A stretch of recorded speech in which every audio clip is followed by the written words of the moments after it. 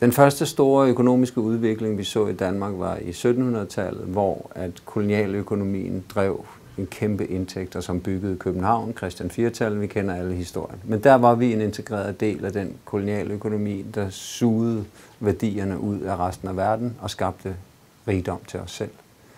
Men i løbet af 1800-tallet, der ændrede vi vores strategi, og vi blev til et andelsøkonomisk land. Det vil sige, at vi baserede vores økonomiske udvikling på egne ressourcer, landreformer, uddannelse af os selv. Vi fik en helt ny økonomisk model, som er meget lig den, som mange af dem, der snakker om bæredygtighed, faktisk snakker om i dag, at hele verden burde have. Så vi kommer faktisk fra, i 1886, der bygger vi 70 andelsmejerier på et år. Danmark udvikler sig rivende i hele den periode.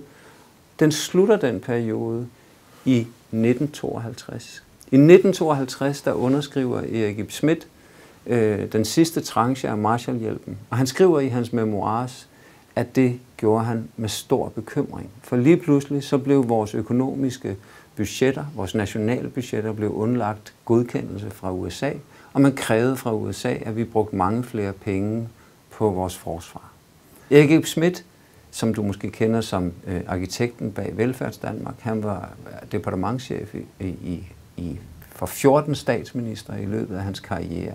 Og han var meget bekymret for den økonomiske udvikling, der så kom fra 1952 og frem.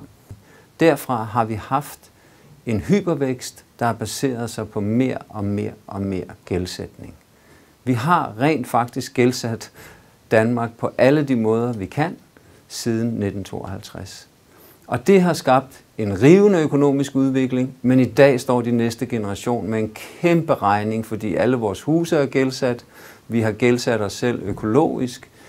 Det er ikke et økonomisk system, som kan du på vores grønne ø. Der, hvor vi er på vej hen, der skal vi mere trække på de erfaringer, vi gjorde os under andelsøkonomien tilbage i begyndelsen af det 19. århundrede. Vi vil se et økonomisk system, der er meget mere lokaliseret, hvor udviklingen er meget mere forankret i os selv og baserer sig på selvforsyning og lokal cirkulær økonomi. Det er det, Danefærd vil.